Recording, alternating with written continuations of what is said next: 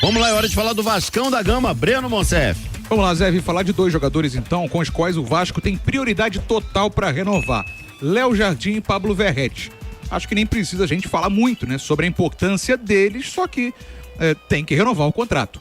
Porque a gente tem a expectativa, sempre se tem uma expectativa de uma investida de vários mercados sobre os jogadores, né? Mesmo o Léo Jardim e o Verratti tendo a opção e o interesse de permanecerem no Vasco. É claro que tudo também é regido pelos negócios, obviamente. O Verratti, que chegou no ano passado com 1 ano e meio de contrato até o fim desse ano, mas chegou a ter uma renovação até o ano que vem, né? Mas, mesmo com as metas e a renovação automática, o Vasco quer se proteger e dar uma nova renovação ao Pablo Verratti. Tudo vai depender de grana. Obviamente, o Verratti é artilheiro absoluto do Vasco, mesmo sem marcar desde o fim de setembro, na 28ª rodada, ele tá nesse momento com o Vasco, no maior jejum dele, desde que ele chegou ao Vasco, o Pablo Verratti. Mas mesmo assim, é o capitão, é um líder interno e é reconhecido por isso. E até por isso também o Vasco tendo essa possibilidade de uma nova renovação com o Verratti. Eu já até expliquei ela aqui há algum tempo, né? O interesse inicial do Verratti de encerrar a carreira no Vasco daqui a 2 ou até 3 anos e já fazer uma transição de carreira para trabalhar no próprio Vasco. E o Léo Jardim? O Léo Jardim tem contrato até o fim do ano que vem, até o fim de 25, com a possibilidade de renovar por mais 1 ano, com metas cumpridas. Ele vem cumprindo todas as metas, né? Na meta Cruz Maltina, vamos dizer assim. Mas o Vasco também quer se proteger de investidas do futebol europeu, principalmente nesse fim de ano. O goleiro Léo Jardim, titular absoluto nas 2 últimas temporadas pelo Vasco. Vamos aguardar, tem muita coisa para ser resolvida antes disso, mas a prioridade total hoje da diretoria na questão técnica é renovar com Léo Jardim e Pablo Verratti. O início e o fim do time. É verdade, né? As extremidades, né? O bom disso tudo é que o Vasco já pode fazer o seu planejamento para a Série A do ano que vem, né? Sem risco de queda, enfim.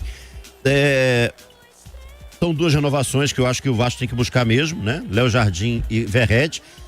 Mas aí, pro Verratti, eu acho que é urgente o Vasco buscar mais jogadores para essa posição, né, Gabriel? O Vasco não pode depender só deles, né? Em algum momento o Verratti ficou de fora, agora recente, teve uma suspensão, me falha a memória, acho que foi o jogo fora de casa agora contra o Bahia, se não me engano, Fortaleza. E aí você tem que colocar um outro jogador que de repente não entrega o mesmo nível que você almeja, né? O Ryan, por exemplo, é o garoto ali que poderia executar a função.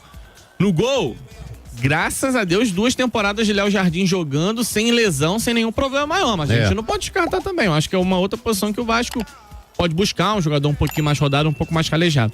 Então é importante, claro, a renovação deles, mas é importante também pensar em novas opções de elenco, e eu concordo muito com o que você falou.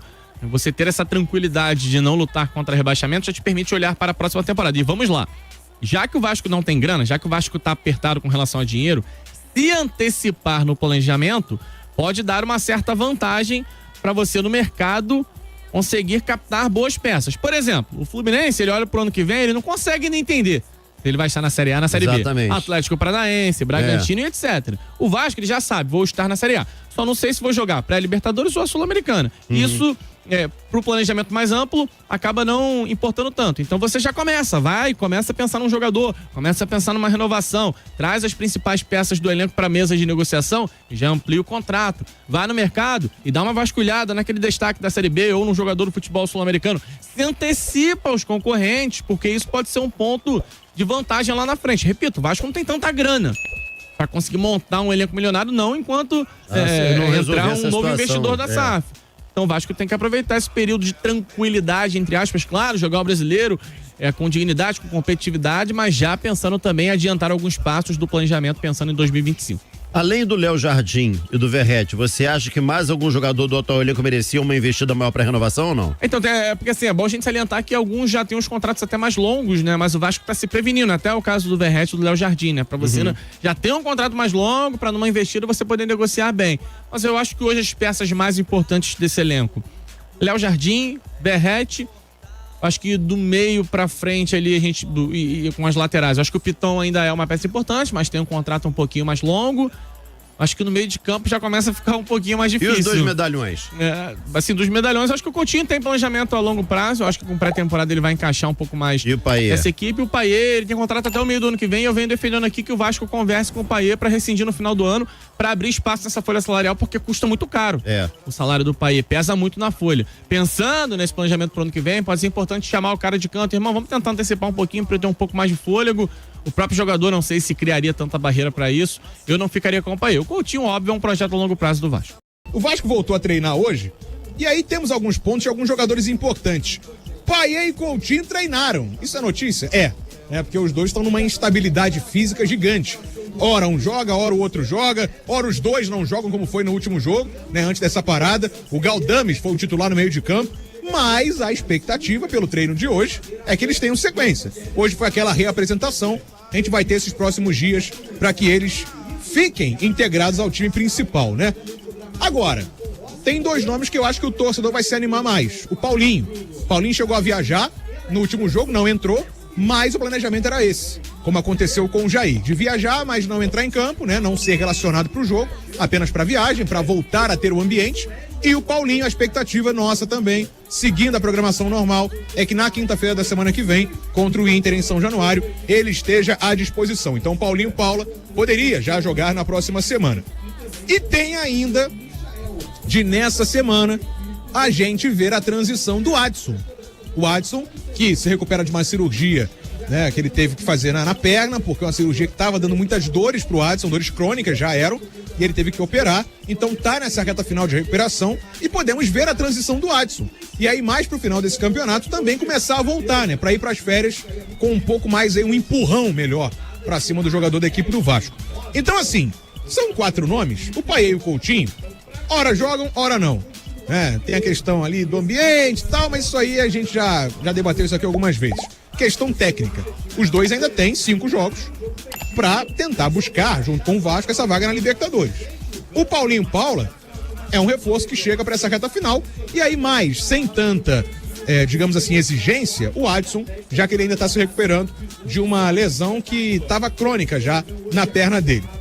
Desses 4 nomes, quem te anima mais? Payet, Coutinho, Adson ou Paulinho, ou Gabriel Faria? Paulinho Paula, porque ano passado ele fez uma diferença enorme nessa equipe. Um pecado ele ter passado quase que a temporada toda. Como eu desconsidero praticamente estadual, dá pra dizer até que o Paulinho passou a temporada inteira ausente do Vasco da Gama. Claro que o Adson foi muito importante, mas como não foi uma lesão tão grave, eu imagino que ele vai conseguir recuperar o ritmo de maneira um pouco mais rápida.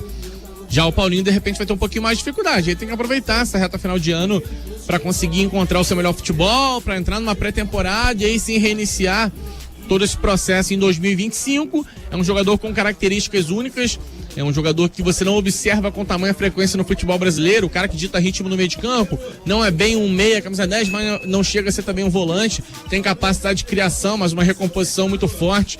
É um jogador com muitos recursos a serem agregados ao Vasco da Gama. Com relação a Payet e Coutinho, já falei aqui várias vezes, não acredito no sucesso dessa dupla atuando os dois juntos, a não ser que tenha uma revolução na parte física que não vai acontecer em 2024, se acontecer somente para 2025. O Coutinho é um projeto a longo prazo, voltou ao Vasco com 31 para 32 anos, deve ter um pouco mais de tempo pela frente com uma vida útil, digamos assim, no futebol. O Payet, eu acho que já está basicamente encerrando carreira e tem um contrato somente até o meio do ano que vem. Mesmo que fique para 2025, não deve ter, assim, um papel de protagonista, um papel tão incisivo nessa equipe do Vasco. Então, nessa ordem aí, eu diria que eu estou mais animado com o retorno do Paulinho Paula, depois o Adson, Coutinho e Payet.